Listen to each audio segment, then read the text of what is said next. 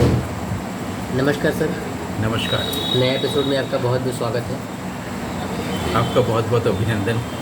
Sir इस बार एक हो सकता है कि अति साधारण ये प्रश्न लगे, लेकिन फ़िलहाल मेरे लिए बहुत महत्वपूर्ण है, तो मैं पूछ सकता हूँ? बिल्कुल पूछिए। अच्छा, तो जब भी हम लोग कोई फिल्म बना रहे हैं तो फिर उस स्क्रिप्ट हमने मान लीजिए पूरा कर लिया, स्क्रिप्ट पे लिख लिया, हाँ। तो कभी कभी फिल्म का नाम नहीं आता है कि क्या नाम, उचित नाम क्या होगा, क्या नाम ठीक से रखा जाए। हाँ, कभी कभी एक दो नाम आते हैं वो ठीक नहीं लिखते, कभी कभी आइडिया के अप्रोप्रिएट नाम आता है लेकिन ना वो सुनने में कभी नहीं ठीक कैची नहीं होता। तो इसके लिए क्या टाइटल उपाय है सर? नहीं, बहुत सिंपल चीज़ है। हम लोग न्यूज़पेपर में जब मैं मैगजीन एडिटर था तो आर्टिकल्स लोग लिखते थे और वो सबको प्रॉब्लम होता था कि इसका हेडिंग क्या थी। सबसे अच्छी बात है कि जो आपको कहना है, जो आइडिया लेख में हम कहते थे, उसको आप कहेंगे, उसको उसका सारांश आप फर्स्ट पैराग्राफ में लिखिए और फर्स्ट पैराग्राफ का सारांश आप हेडिंग बना दीजिए। अच्छा, तो हमेशा कैची होगा और हमेशा उपयुक्त तो होगा। टाइटल का सबसे अच्छा। फिल्म के लिए भी सेम बात है कि असल में क्या होता है कि कुछ रूल्स बने हुए हैं और उसको मानना ही पड़ता है। हर व्यक्ति मानता है, चाहे वो बर्गमैन हो चाहे रोहित शेट्टी, जिसको ग्रामर भी कहते हैं। ग्रामर पे हैं। तो फिल्म का रूल ये है कि आप पहले स्क्रिप्ट लिखते हैं, उसके 4 वर्जन्स होते हैं। पहला वर्जन जो होता है वो होता है कि फिल्म किस बारे में है, फिल्म का आइडिया क्या है, हो गया। सेकंड वर्जन में आप पूरा स्क्रीन राइटिंग करते हैं। थर्ड वर्जन में आप उसके एक एक चीज़ों को पॉइंट आउट करते हैं कि आप देखते हैं कि आइडिया जा रहा है कि नहीं, इसमें इमेज सही कि नहीं। और फोर्थ फाइनल वर्जन जो होता है वो शॉर्ट लिस्ट होता है, एक एक शॉट होता है ना। इस पूरे प्रोसेस में ही टाइटल आ जाता है, जो हमने पहले ही कहा। जब कभी ना आए तो ऐसा हो ही नहीं सकता है। तभी नहीं आएगा जब आपके पास कहने के लिए कुछ नहीं होगा। फॉर एग्जाम्पल, ये मैं आपसे अनुमति लेना चाहता हूँ कि क्या मैं आपकी स्क्रिप्ट पर कुछ बात करें बिना उसको डिस्क्लोज किए? हाँ, ये प्रतीक्षा वाले पर कर सकते हैं। प्रतीक्षा वेट कोई कर रहा है, ये एक सिचुएशन है, प्लॉट है जी, आइडिया नहीं है, बिल्कुल है ना। क्योंकि इस पर बहुत कुछ लिखा जा चुका है, व्यक्ति वेट कर रहा है। इस पर एक सबसे इम्पॉर्टेंट जो प्ले है वेटिंग फॉर गोडो, वो तो पूरा विश्वविख्यात है, ऑफ्ट कोटेड है और उस पर नोबेल प्राइज़ मिल चुका है। तो वेट करने पर इससे उत्कृष्ट अभी तक कुछ दिखाई नहीं गया है, वो इतना स्पिरिचुअल है। बिल्कुल। अब जो वेट कर रहा है, जो आपका सिचुएशन है, उसमें आपको क्या कहना है ना। जो आपको कहना है उसको शुद्ध हिंदी में कहना है या आजकल जो हिंदी इंग्लिश मिला के चलता है वो कहना है। जैसे कि गोलमाल कर देंगे, गोलमाल ये कर देंगे कि रविन्द्रनाथ ठाकुर का नॉवेल लेंगे, नौका डूबी, और उसमें नौका को डूबने की जगह पर ट्रेन कर देंगे और रविन्द्रनाथ ठाकुर को क्रेडिट नहीं देंगे और लापता लेडीज़ बना नाम रख देंगे। तो लापता जब का उर्दू वर्ड हो जाएगा, लेडीज़ इंग्लिश, क्योंकि आजकल ये चल रहा है। लेकिन ये इतने कृतज्ञ हैं लोग कि वो पूरी चोरी कर रहे हैं रविन्द्रनाथ ठाकुर की नौका डूबी का, जो 2012 तक फिल्में बनती रही है। हमारे हिंदी में भी 2 बार फिल्म बन चुकी, मिलन दिलीप कुमार को लेकर, घूंघट, बंगला में भी कई, और अंतिम फिल्म ऋतुपर्ण घोष ने बनाई थी। अरे नाव को ट्रेन में बदल कर उन लोगों ने अलग वो कर दिया। एक तरह से बहुत ही असभ्य चीज़ है ये। लेकिन टाइटल रखा था जो रविन्द्रनाथ ठाकुर ने, वो इतना इम्पॉर्टेंट है क्योंकि उनको ये बात कहनी है। अगर वो नहीं होता तो फिर वो स्थितियाँ ही नहीं बनती। और आपके सामने की वो स्थिति है प्रतीक्षा की, आपको क्या कहना है। अगर अब आपको क्या कहना है, मैं आपको लगा कि यही तो कहना है कि एक आदमी मीनिंगलेसली या किसी होपलेसली और होपफुली इंतज़ार कर रहा है किसी अच्छी चीज़ का, होप है उसके पास ना। यही आपको कहना है कि मेरी प्लॉट में ही आइडिया है। सब कहेंगे कह सकते हैं। अब हम ये बताएं, थोड़ा सा आप इसको आगे की ओर ले जा रहे हैं कि double life of Veronica ji, Polish Veronique, French Veronica, दो लोग हैं उसमें कैरेक्टर। वेरोनिका गाना गाती है, डेथ होता है। वेरोनिक का गाना शुरू हो जाता है। उसके बाद क्या कहना चाहते हैं किस्लोवस्की? ये कहना चाहते हैं कि एनर्जी कंटिन्यू करती है, कॉन्शियसनेस कंटिन्यू करता है। एनर्जी तो फिजिक्स की भाषा हो जाएगी, कॉन्शियसनेस कंटिन्यू करता है। इसको पता ही नहीं क्यों गाना गाती है, उसको कुछ नहीं जानती, भले ही उसका डबल रोल है इरीन जैकब का, लेकिन वो कंटिन्यू कर जाती है। हम लोग ये जानते हैं, ऑडियंस को ये मैसेज दी जाती है, सूचना दी जाती है, वो गाना गाती थी, उसके तरह देखने में थी, दोनों एक बार एक दूसरे की झलक पाते हैं और उसका डेथ हो जाता है। ये अचानक से गाने लगती है तुरंत। कट टू, मैं जर्नलिस्ट था, संस्कृत आगम तंत्र से कोई लेना देना नहीं था, अचानक से हम तंत्र का काम करने लगते हैं। मेरे गुरुजी थे, उसको लोकार्पण करते हैं, भूमिका लिखते हैं, गुजर जाते हैं, कोई चीज़ कंटिन्यू कर जाती है। अब आश्चर्य तो हो सकता है कि ये आदमी अचानक से एकदम सुपरफिशियल चीज़, अगर जर्नलिज्म को कहा जाए, वहाँ से एकदम गहरी बात कहाँ से कंटिन्यू हो गई। तो उनका कहना है कॉन्शियसनेस कंटिन्यू करती है। कॉन्शियसनेस कंटिन्यू कई तरह से कर सकती है किस्लोवस्की की फिल्मों में, जैसे 3 कलर्स रेड, एक जो नायिका है वही नायिका वेरोनिक की जो इरीन जैकब, उसमें दोहराया गया था इसको 91 या 94 में। वो कार चला रही है, उसकी कार के नीचे कुत्ता आ जाता है घायल। अब वो कुत्ते के जो मालिक है वहाँ तक खोजते खोजते खोजते वो जाते, वो एक रिटायर्ड जज हैं। रिटायर्ड जज कोई मतलब नहीं, उनको बोलते हैं कि शी इज़ वेरी इंटेलिजेंट, आप इस कुत्ते को आप ले जा सकते हो। तो आपको नहीं चाहिए, बोले आई क्या बोलता है कि आपको नहीं चाहिए, तो आई वॉन्ट नथिंग, मुझे कुछ नहीं चाहिए, ठीक है। लेकिन फिर धीरे धीरे वो होता है, वो अपने पड़ोस में एक दूसरी चीज़ों में रुचि लेता है जज, और ये इसमें रुचि लेती है अपने दुगने उम्र के व्यक्ति में। वो जिसमें रुचि लेता है वो एक यंग जज है, यंग लड़का, और उसका अपना प्रेम को लेकर कुछ प्रॉब्लम्स हैं, इस लड़की को प्रेम को लेकर कुछ प्रॉब्लम है, ठीक है। दोनों उन जगहों पर ही गए हैं, गुजरे हैं, जहाँ से गुजर के ये इनके पास आई है, कोइंसिडेंस ऐसा हुआ है। तो जो अब ये जो रिटायर्ड जज है, ओल्डर वर्शन, वो अपने यंगर वर्शन को देखता है और उसको पूरा होने देता है, उन गलतियों को खुद नहीं दोहराना चाहता है। यानी कंटिन्यू कर गया कॉन्शियसनेस, रूप बदला, पूर्ति वहाँ हुई, ये किस्लोवस्की हुआ, ठीक है। रामायण में जब सीता को अलग कर दिया गया है राम से लौटने के बाद, जिस सीता को प्राप्त किया राम ने रावण से मुक्त करके अयोध्या में, फिर उनको अलग हो गए।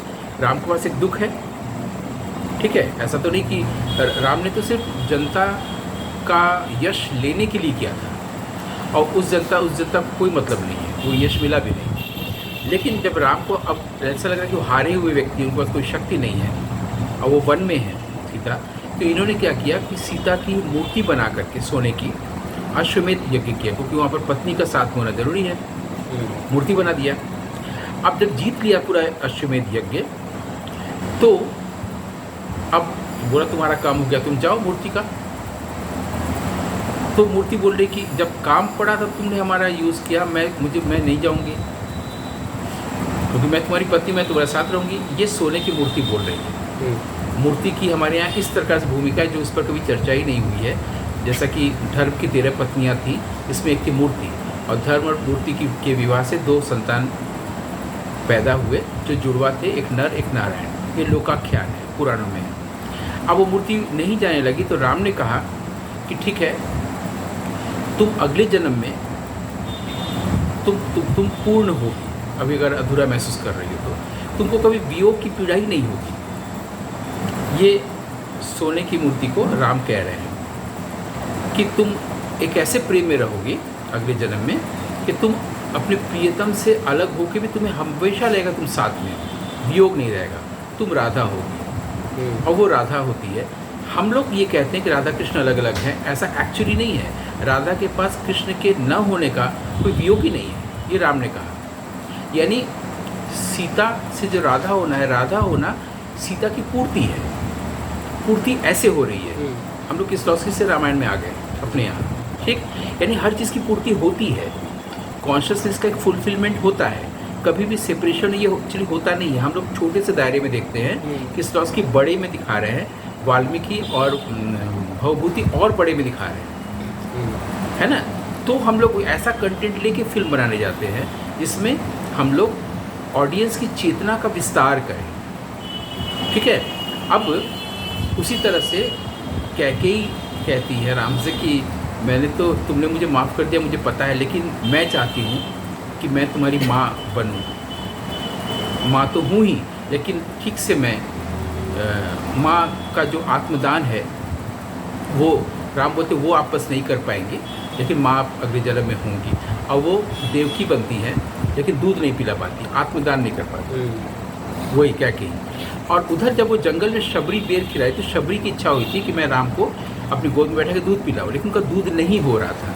तो राम ने कहा कि अगले जन्म में तुम पिलाओगी, और वो यशोदा होती। ये सब भी लोकाख्यानों में है, यानी हर चीज़ की पूर्ति हो रही है। जो कोई चाह रहा है, शबरी चाह रही है, कैकेयी चाह रही है, सीता की मूर्ति चाह रही है, वो हो रहा है। उधर वो गाना बंद हुआ तो इधर कंटिन्यू किया।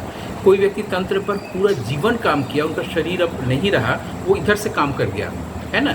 इसी तरह से अगर आपका कहीं भी प्रेम है और अगर वहाँ पर लगता है तो वो पूर्ति हो सकती है, हो रही होगी, उधर ध्यान है कि नहीं आपका। ऐसे चीज़ों की तरफ लिटरेचर, फिल्म, आर्ट ध्यान दिलाती है ना। अब जो प्रतीक्षा कर रहा है, अगर आपका नायक किरदार कोई, उसकी इस चीज़ की पूर्ति कैसे हो रही है, क्योंकि मैंने कहा चेतना का विस्तार होना, चेंज इन कंडीशन जो नेचर में होता है फिजिक्स में, चेंज इन कंडीशन का मतलब इवोल्यूशन है। और यहाँ पर चेंज इन कंडीशन जब हो रहा है, एनर्जी का जब विस्तार हो रहा है, कॉन्शियसनेस का जब कंटिन्यू कर जा रहा है, तो रूपांतरण हो रहा है और पूर्ति हो रही है। मेरा आपसे प्रश्न है कि आपके स्क्रिप्ट में जो प्रतीक्षा रत है, क्या उसके ऊपर ये चीज़ हम लोग नहीं ला सकते, कॉन्शियसनेस वाली बात? अगर नहीं है तो फिर आपको क्या कहना है फिल्म में? सर ला सकते हैं, बिल्कुल लाना चाहिए, है ना। तो जब ऐसा करने जाएंगे तो आपके भीतर से अपने आप टाइटल आएगा। और वो एक शब्द का भी हो सकता है, कई बहुत, लेकिन इंस्टेंटेनियस होगा। वो आप सोचेंगे तो अक्सर अच्छा नहीं होगा।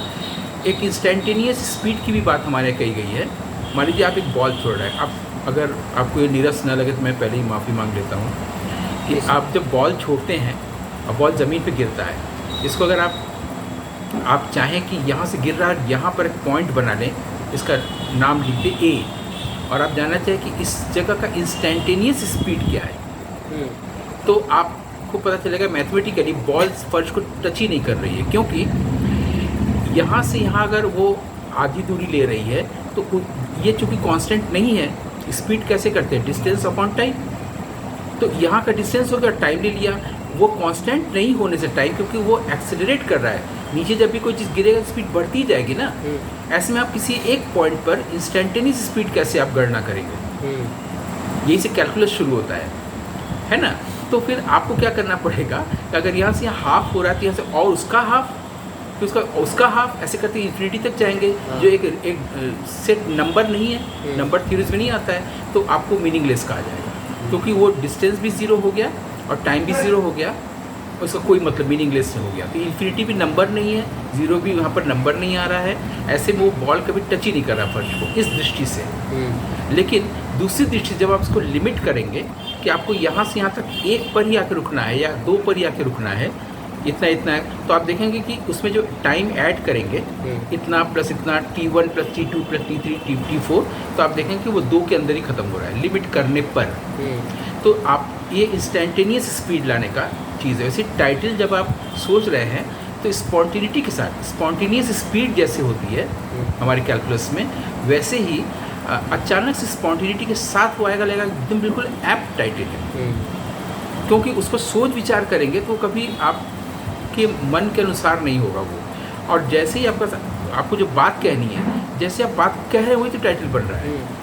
और जितने कम शब्द में बोलेंगे वो प्रिसाइज होगा, क्योंकि मिनिमलिस्टिक अप्रोच होगा। आपको इसको लिए सोचने की ज़रूरत ही नहीं है, टाइटल कोई प्रॉब्लम ही नहीं रहेगा, वो स्पॉन्टेनियसली आएगा। बस आपको क्लियर होना चाहिए कि हमने किस्लॉस्की से लेकर रामायण तक का पूरा इसलिए उदाहरण दिया कि हमने दिखाया कॉन्शियसनेस कंटिन्यू कर रहा है और रूपांतरण हो रहा है, पूर्ति हो रही है। राधा पूर्ति है। लोग सोचते हैं राधा कृष्ण बड़ा वो वायवीय है, मैंने एब्स्ट्रैक्ट है, ऐसा नहीं है। राधा ही एक्चुअली प्रेम का प्रतीक है। और मीरा कह रही है कि हम 9th फ्लोर में उससे प्रेम कर रहे हैं जिसका कोई रूप नहीं है। लोग को ध्यान देना चाहिए इस पर कि जिसका रूप वो मेरा हमेशा का सखा है, वो हमेशा का प्रेमी है, क्योंकि उसका डेथ नहीं है इस प्रेम का। इसको समझना चाहिए। तो राधा कंप्लीट है, वहाँ पर डेथ नहीं है प्रेम का।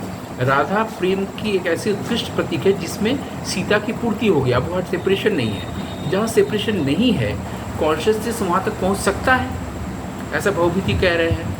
हम लोग तो खाली रामायण तक ही रह जाते हैं और राम को और जानने नहीं जाते हैं। और ऐसा किसलॉस्की की दोनों फिल्मों में हमने एग्जाम्पल दिया कि ऐसा हो रहा है, और वो तरह तरह से हो रहा है। वो जो ओल्डर जज जो है वो यंगर वर्शन में अपने देख रहा है कि हो रहा है, वो उसको ये बोल रहा है मैं नहीं तुमसे जुड़ रहा हूँ, क्योंकि उधर वो जुड़ रहा है, वो गलतियाँ ये अब नहीं दोहराना चाहता है। यानी किसी के जीवन में भी अगर प्रेम है तो वो चाहे तो ऐसे देख सकता है कि सेपरेशन हुआ ही नहीं है और उसकी पूर्ति होनी है।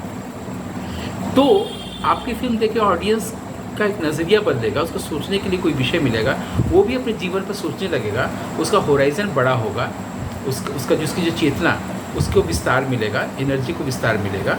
तो फिर ये एक ऐसा होगा जो विश्व का हर व्यक्ति बोलेगा कि बड़ा परफेक्ट कंटेंट है, क्योंकि कोई भी इससे मानने को वो नहीं है कि एनर्जी हमेशा इंक्रीज़ नहीं करती या कांस्टेंट नहीं रहता है। एनर्जी इंक्रीज़ करती है, कांस्टेंट रहता है। अगर वो इंक्रीज़ नहीं करती होती, एनर्जी ही नहीं है ना, कॉन्शियसनेस ही नहीं है। ऐसे में सेपरेशन कहाँ से आ रहा है? ऐसे में प्रतीक्षा अगर हो रही तो होपलेसनेस कहाँ से आ रहा है? यानी हमारे देखने में कहीं पर वो है, और उसको ठीक करने का काम, ऑप्टिकल नर्व को ठीक करने का काम ऑडियंस का, आर्ट का है, फिल्म का है। इसलिए दोस्तोवस्की ने कहा कि beauty will save the world. ठीक है सर, बहुत बहुत धन्यवाद। This was very enlightening episode. आपकी आवाज़ से लग रहा है कि आपको लगा है कि हाँ कुछ काम का हुआ है। Thank you so much sir. We will meet in the next episode. ठीक है, आनंद।